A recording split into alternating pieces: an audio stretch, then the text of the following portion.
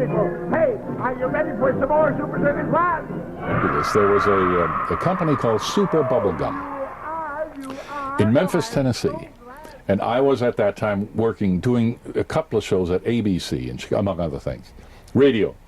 And they, for some reason or other, went to the program director at ABC in Chicago and said, can you build us a radio show? And Harold Stokes was a program director. He was an ex-band leader, a marvelous guy. And so we got together, Phil Patton, who was the producer of Ladies Be Seated, and I was the announcer on Ladies Be Seated, and Harold Stokes, and Bill Adams, the writer, and I. And we figured out this thing, let's do a quiz show for kids, and we'll call it Super Circus. Super Bubblegum, Super Circus. And it was a darling show. It was a half hour, and it was a quiz for little kids, for teenagers, all kinds of things. And we had Mary in the band, and I was the MC. But before they could make up their mind, before they could buy it, they went bankrupt. Or something happened, so they couldn't buy it. So then television came in. Right after that, television came in. Before we had a chance to sell it as a radio show, here's Harold Stokes scratching and said, what the heck do we do? I mean, I'm a radio guy. Here I'm program director now of television in Chicago. What do I do? So somebody said, well, you got a show called Super Circus. It ought to be a pretty good television show. So Cliffy the Clown, Cliffy Sabir, that marvelous actor, and I, Cliffy was hired, and we did an hour Super Circus Saturday night. There were 3 television stations, Milwaukee, Chicago, and St. Louis, from 9 to 10. We literally had to drag people out on the sidewalk, to come in. We had 4 acts, a trio, a musical trio, 3, a drum, a piano, I guess, or a saxophone or something like that. And they played the music for the acts, and then we did audience participation. And, we'd have about 35 minutes of material, and then what do we do?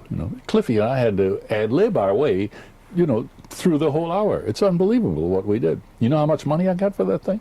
$35 a show. Believe that? I mean, I was making about $250, $300 a week in radio. And here I'm beating my brains out for this dumb television for $35 a show, Well, anyway, we did this for 3 weeks at Saturday night. Then they switched us to Sunday afternoon, and we got Mary Hartline in the band, and that was it.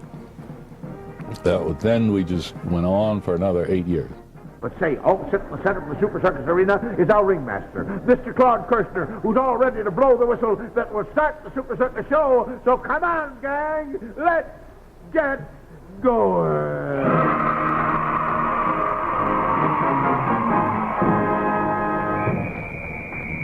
Ladies and gentlemen, and children everywhere, your Super Circus show is on once again with more laughs, thrills, and chills for your television entertainment. I don't know how to describe it exactly, but it was a small theater. In New York, like the booth, it's relatively small. The stage is not very big. It's not. You never put a musical in there or anything like that. Well, that's what the Civic Theater in Chicago was, very small.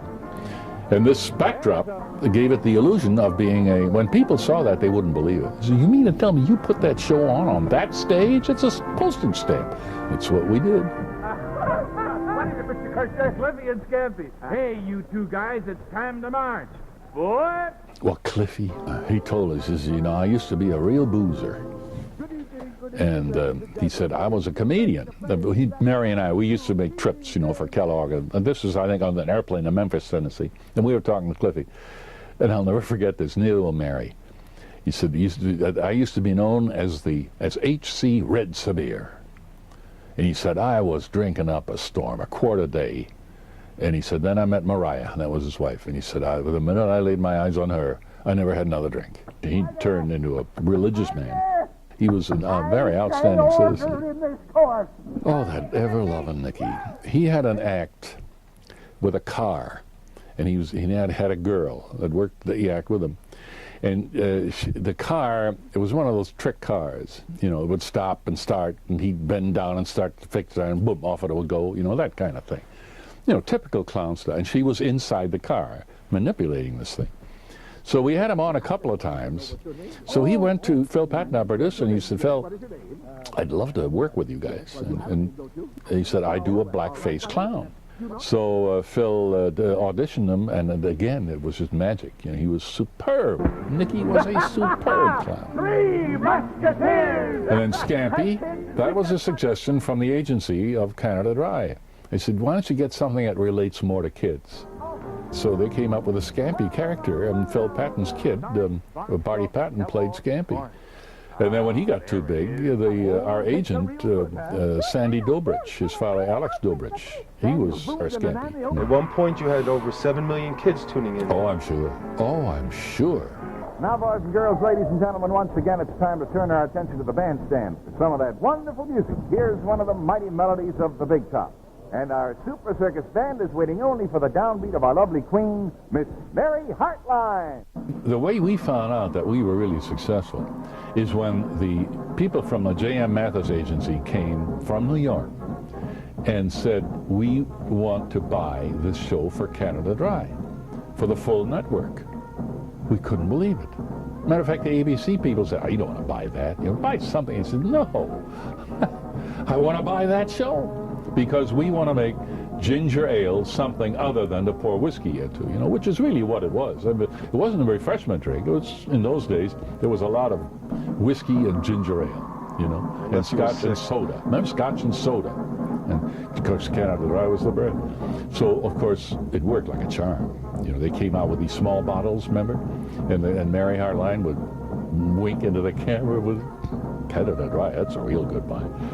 Oh, did that work? It sold, you have no idea how much it's, well, of course, then we got other sponsors. And then Canada Dry left us, and we had Mars, we had Kellogg, we had Weatherbird Shoes. Sure, because Kellogg's Bread Sweet is just a wonderful waker up for the first thing in the morning. Boys and girls, whatever is your favorite Kellogg's breakfast treat, you'll find a generous box full of it in Kellogg's Variety Pack.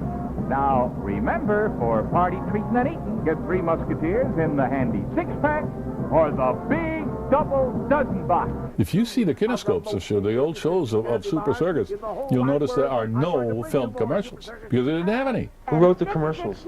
The agencies. You and me. Dads used to love tuning in Sunday afternoons just to look at her too, huh? Are you kidding? Mothers would hate her because they knew that the fathers were, you know, and the kids adored that girl. Adored that girl. And then again, grandparents, the whole family. She was a big star. She had a personality you just fell in love with. Yeah. And a marketing campaign too that wasn't too bad. Yeah. Including the lovely Mary Hartline boots. Well, well, well, congratulations to you, honey. Congratulations. Boys and girls, these 2 colorful dancing puppets of Cliffy and me are lots of fun to play with. So why don't you get your gang together, send for us, build your own stage, and you put on your very own Super Circus. What can you tell us about the producer, Phil? Phil Patton. Mm-hmm. Well, Phil, I met Phil when he was a drummer. You really have to be long on the tooth to remember the Orrin Tucker Orchestra with Bonnie Baker. I mean, there are some people that are as old as I am that will remember this. Not many, but there are some left, you know. And in 1938, I worked for WTMJ in Milwaukee. And Phil and the Orrin Tucker Band were playing at the Schrader Hotel. And I was announcing the band as a remote. And that's how Phil and I met, he and his wife. And that then after all those war years, I mean, for almost 7 years after that, we didn't see each other. And then all of a sudden, I turned up to be the announcer on Ladies Be Seated, which was a radio show, and he was the producer. So we were like, you know, where you been, where you been? And then when Super Circus started, we were in deep trouble. I knew it. And Harold Stokes came to me. He said, what do I do? What do we do? We got a good thing. I said, there's one thing to do. Get Phil Patton to produce it. Because that would make it. Because there's nobody else around that has the background and the show business pizzazz that Phil Patton had. And that was another thing that really, I don't think we ever would have been as good if it hadn't been for him. I know darn well we wouldn't have. Ed Scotch was a superb director. You know, our first director was Greg Garrison. I don't know whether you ever heard of him or not. Sure have. Dean Martin shows. Dean Martin. And he was the one that really made the Kate Smith so popular. But Greg worked with us for the first year. And then he left and went to New York, and that's when we got Ed Scotch. When Super Circus went off the air, I had already decided to come to New York. And I was commuting.